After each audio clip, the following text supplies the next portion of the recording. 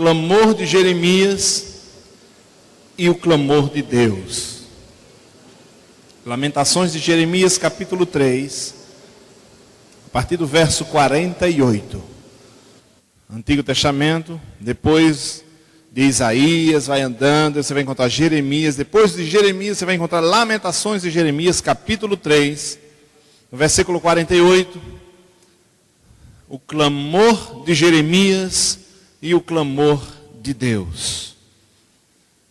Precisamos entender um pouco, de antemão, colocar o contexto, pelo menos do profeta Jeremias. O profeta Jeremias, um profeta conhecido, não sei se um estigma, mas é conhecido como o profeta chorão. Profeta que chorava muito, mas ele não... Interessante que às vezes o estigma esconde uma verdade, talvez mais importante que o próprio estigma, claro que é. É que Jeremias entendeu-se por Deus, o profeta que clamava a Deus e chorava diante de Deus que curasse a sua nação, que restaurasse Israel, que restaurasse seu povo. E Jeremias foi esse homem, esse chorava pelo seu povo. E diz assim o texto no versículo 48 do capítulo 3 de Lamentações de Jeremias. Leremos até o verso 56. 48. Dos meus olhos se derramam torrentes de águas, por causa da destruição da filha do meu povo. Os meus olhos choram, não cessam e não há descanso até que o Senhor atenda e veja lá do céu. Os meus olhos entristecem a minha alma por causa de todas as filhas da minha cidade. Caçaram-me como se eu fosse ave. Os que sem motivo são meus inimigos. Para me destruírem, lançaram-me na cova e atiraram-me pedras sobre mim. Águas correram sobre a minha cabeça. Então disse eu, estou perdido. Da mais profunda cova, Senhor, invoquei o teu nome. Ouviste a minha voz, não escondas o ouvido aos meus lamentos, ao meu clamor. Senhor Jesus, obrigado pela tua palavra. Que o Senhor nos comunique, nos fale pelo teu Espírito, o que o profeta sentiu, o que o teu Espírito quer nos dizer, quer nos aplicar nessa manhã, sobre esse choro, sobre essa dor, sobre esse clamor. No nome de Jesus nos abençoa. Amém. Amados, como já disse o profeta Jeremias, era alguém que sofria intercedendo. Alguém que intercede, alguém que se coloca no meio da situação e sofre sobre si mesmo o peso de um sofrimento, o peso de uma paga, de um castigo, de uma punição. Assim também sofreu Jesus por nós na cruz do Calvário. Ele levou sobre si as nossas dores. Por suas pisaduras nós fomos sarados. O profeta Jeremias aqui, amados, está clamando e pedindo a Deus que restaure o seu povo, a sua cidade, as pessoas que estão em sofrimento. E ele, tão claramente, ele diz, águas correram nos meus olhos choravam, meus olhos estavam mareados da água, meu coração estava compungido, sofrido, machucado. Mas eu disse, eu não darei descanso à minha alma enquanto não ver o meu povo restaurado. Enquanto não vir minha nação restaurada, curada e sarada. O profeta Jeremias diz, e o que mais me chama a atenção, está exatamente no versículo 56, quando ele diz, ouviste a minha voz. Algumas versões, talvez a sua, diz, ouve a minha voz. Não escondas os teus ouvidos, ó Deus, aos meus lamentos, ao meu clamor. Ó Deus, como a esperança de alguém que ora no seu último fôlego, no seu último grito, aquele grito da alma. E ele diz, Senhor, minhas forças estão se acabando, minhas forças estão se indo. Não escondas os teus ouvidos a esse clamor que eu sei que está chegando à tua presença. Não escondas os teus ouvidos ao meu lamento, ao meu clamor. Por isso, eu falei do clamor de Jeremias. Esse é o clamor de Jeremias, amados. E 1 João 3,16 é o texto em que nós apoiamos como divisa a campanha do projeto Amor que Faz. Que nisso conhecemos o amor de Deus, que deu o seu Filho Jesus por nós. E nós devemos dar a nossa vida pelos nossos irmãos. É assim que está em 1 João 3,16. E também o versículo 17, nós poderíamos ler.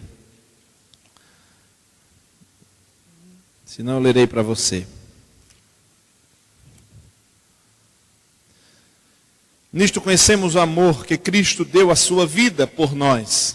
E devemos dar a nossa vida pelos irmãos. O 17, ora, veja bem, amados, como é esse contexto de realidade. E você compreender-se parte daqueles que sofrem. Isso é um princípio cristão. E se nós lermos pelo menos a partir do versículo 11 de 1 João 3, nós entenderemos exatamente o que a palavra do Senhor está nos dizendo. Mas aqui em especial o verso 17 diz assim: ora, aquele que possui recursos deste mundo. Recursos, vamos entender todas as possibilidades que você pode ajudar alguém. Há pouco eu estava falando, nem pensava nisso especificamente, estava falando dos CDs que você nem escuta e pode estar lá na sua estante. E você pode usar isso como um veículo missionário. Aqueles que têm recurso desse mundo, pode ser qualquer coisa que possa abençoar a vida de alguém. E vira seu irmão padecer necessidade e fechar-lhe o coração, como pode permanecer nele o amor de Deus? 1 João 3,16 diz que é impossível compreender alguém que diz ter o amor de Deus, se você vê alguém padecendo necessidade, e você tem como ajudar e não ajuda. O texto que nós acabamos de ler diz: é impossível ver o amor de Deus nessa pessoa. O profeta Jeremias, pelo que me consta, não tinha muitos recursos. O apóstolo Paulo também não tinha muitos recursos. Pelo menos ao tempo que, na narrativa bíblica da história de cada um deles, os homens de Deus, a maioria dos seus profetas não tinham grandes recursos, ou pelo menos no momento da narrativa já tinham, se tivesse, já tinham dado tudo. Claro, Salomão tinha muitas riquezas. Interessante que o fim de Salomão não foi tão profícuo quanto dos profetas que não tinham nada. Amados, Deus quer fazer uso da minha vida e da sua. O profeta Jeremias aqui, ele diz: eu não darei descanso à minha alma, porque eu entendo que eu sou um. Há pouco estávamos intercedendo pela igreja perseguida, e não podemos entender que estamos fazendo um favor cristão, um requinte da nossa condição em interceder por alguém. É nossa obrigação. Se não nos dermos conta disso, estamos pecando, porque temos que ser um. Porque Ele na cruz nos fez um. Um só batismo, um só Senhor, uma só fé, um só Espírito. Somos um em toda a terra. O profeta Jeremias aqui está clamando a Deus. Por isso eu falo, nós como igreja precisamos nos dar conta do que está ao nosso redor. Eu me emocionei aqui na última quinta-feira, quando as irmãs que estavam fazendo aquela sopa maravilhosa que nos deixou a tarde inteira sentindo um cheiro de sopa aqui dentro da igreja. Além do mais, mas eu estive ali com elas, pastora Liane, pastor Kepler estava também lá conosco, pastor Kepler foi com elas, né? Eu até pedi a alguns homens que eu fiquei para pregar na quinta-feira aqui à noite. O pastor me convidou para estar aqui na quinta-noite pregando, mas eu convidei alguns irmãos que fossem acompanhando, esposos das irmãs, mas eu me emocionei e disse a elas como eu queria estar com vocês nas calçadas. E algumas fotos que tem no seu boletim são fotos privilegiadas. É você, como igreja, que foi até aquela noite. Eu liguei para a pastora Liane, ainda vendo se dava tempo chegar onde eles estavam, quando terminou o culto, era 9h30. Eles já tinham ido lá do centro antigo, já tinham ido na praia, já estavam voltando, procurando debaixo das marquises pessoas com fome, com frio e dando sopa. Eu me emocionei com elas aqui, orei com elas. E eu disse, eu estou emocionado no Senhor, porque Deus tem me alegrado o coração em ver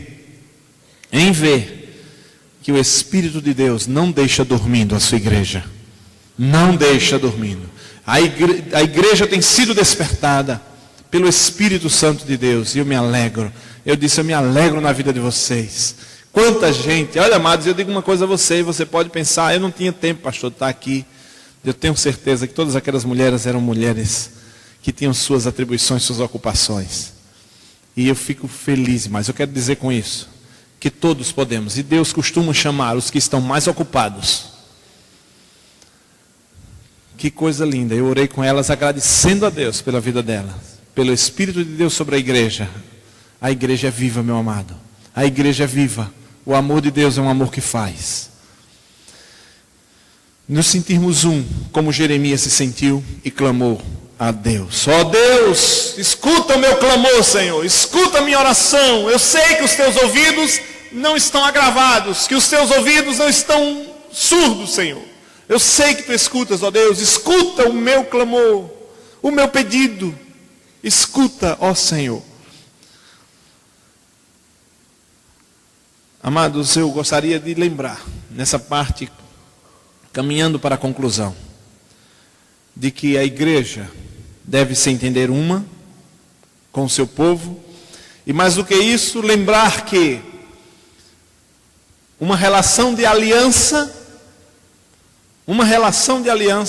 ela se perfaz, pelo menos, em duas partes.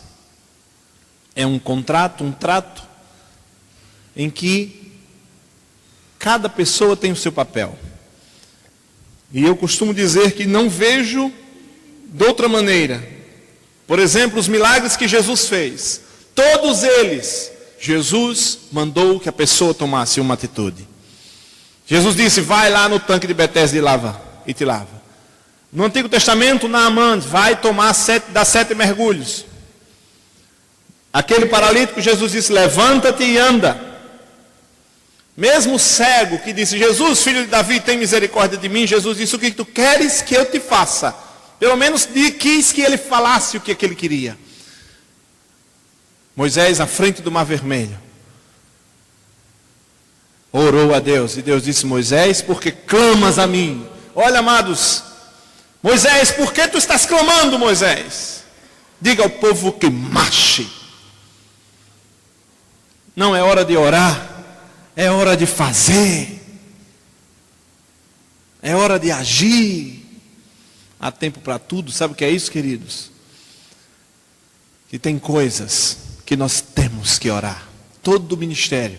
Nós temos uma líder de intercessão no nosso grupo, que está formando uma equipe de intercessão. Nós estamos participando dos cultos de segunda-feira aqui com a irmã Lineide, junto com a igreja, intercedendo desde a primeira reunião desse projeto. Porque nenhum projeto no reino de Deus funciona sem intercessão, sem oração. Começa de joelho aos pés da cruz, pedindo graça, força, vigor. E Deus vai te dando graça e vai te dando direção. Tudo o que nós fizermos no reino de Deus tem que começar aos pés da cruz. Mas tem momentos que não é mais aos pés da cruz. Não que você saia. É porque tem momento que não é hora de orar, é hora de agir. Mesmo aos pés da cruz, Jesus nos convida a tomarmos atitudes. Que eu quero dizer, amados, que nós não vamos estar todo o tempo somente orando pela salvação do Brasil. Somente orando pela salvação da Paraíba. Somente orando pela salvação de João Pessoa. Somente orando pela salvação do seu bairro. Somente orando pela salvação de Alagoa Nova. Dia 28, quinta-feira à noite, às 7 horas da noite, estará saindo daqui 3 ônibus para a cidade de Alagoa Nova, com muitos irmãos que estão aqui à minha frente, profissionais e pessoas com espadas desembainhadas, para mudar a história daquela cidade. Não somente intercedendo, tem uma hora que nós temos que agir. Muitas vezes estamos pedindo, Deus transforma meu lar, transforma minha casa. E eu pergunto, o que você tem feito dentro da tua casa para que ele seja transformado? Muitas vezes pedimos que Deus faça algo que nós é que temos que fazer. E eu tenho para mim que algumas coisas que nós temos que fazer, Deus não irá fazer. Eu costumo dizer que muitos dos milagres que nós pedimos para que aconteçam em nossa própria vida, eles têm a nós mesmos, ou atitudes nossas como resposta.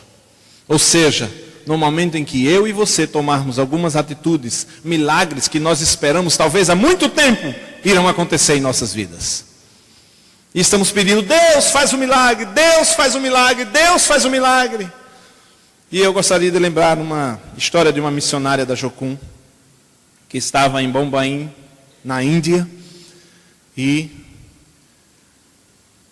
chegando ali naquele campo missionário, conhecendo os primeiros dias do desafio, pastor Ricardo Gondim já disse que se alguém quiser saber de missões, de situação,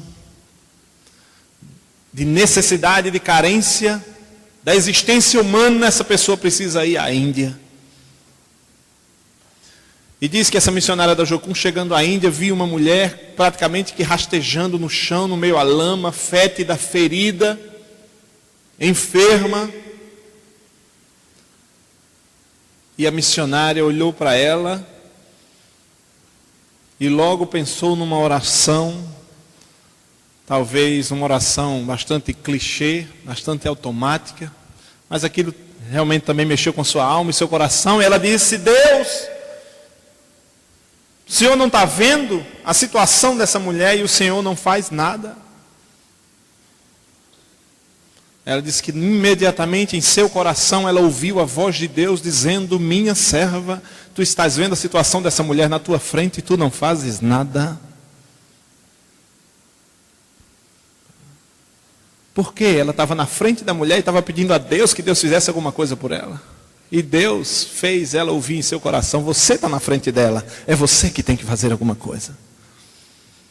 Muitas vezes pedimos que Deus faça algo que somos nós que temos que fazer. Esse escapismo é desde Adão. Senhor, sabe por que eu pequei? A mulher que tu me desse. A mulher diz, Senhor, foi a serpente. Sempre temos alguém para colocar a culpa, a responsabilidade. Amados, tem coisa, olha, muitos questionam o contexto disso, de que Karl Marx, sim, estou falando Karl Marx, disse que a religião era o ópio do povo.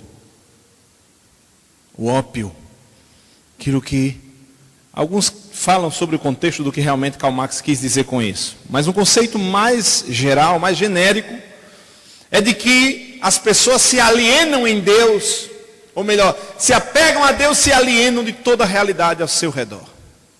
Se apegam a Deus e se embriagam numa contemplação desmedida e infrutífera, e ficam somente como que agarradas aos vestidos de Deus, e não fazem nada no mundo em que vivem.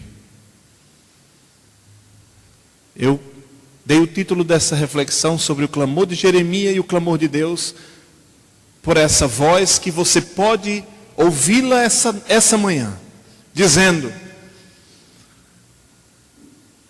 eu tomo a liberdade de usar esse texto e parafraseá-lo. Primeiro, lê-lo no contexto como fiz. De Jeremias está dizendo, oh Deus, não escondas os teus ouvidos ao meu clamor. E eu gostaria de parafrasear, Robério, imaginar o que Deus está gritando dos céus para mim e para você, dizendo, não escondas os teus ouvidos ao meu clamor, igreja. Estou mandando você ir, igreja. Vai, igreja. Testemunha, igreja. Prega, igreja. Escuta, não escondas os teus ouvidos, igreja, ao meu clamor. Eu posso imaginar que Deus grita dos céus para que a igreja faça alguma coisa. Amados, Deus, em Jesus Cristo nos disse: assim como o Pai me enviou, eu envio vocês. Aquele que se entende parte da igreja, não pode entender que a igreja é um lugar que a gente vem para ouvir boas músicas maravilhosas como do irmão Dário, apenas. Isso faz parte. Mas a contemplação, o monte da transfiguração, quando terminou a transfiguração, em que os discípulos disseram: mestre, vamos fazer uma tenda, vamos ficar aqui, está tão bom, esse momento de adoração, de louvor, de gozo, que coisa maravilhosa. O Senhor disse: vamos descer. Quando eles desceram, tinha uma multidão lá embaixo. Igreja, existe uma multidão abaixo do nosso monte. Existe uma multidão fora da nossa igreja. E eu parafraseio mais uma vez, imaginando o clamor de Deus dizendo: igreja minha amada igreja, por quem morri na cruz do Calvário, não escondas os teus ouvidos ao meu lamento, ao meu clamor. Igreja de Jesus Cristo, o Senhor te chama. Que Deus nos abençoe. Feche os seus olhos.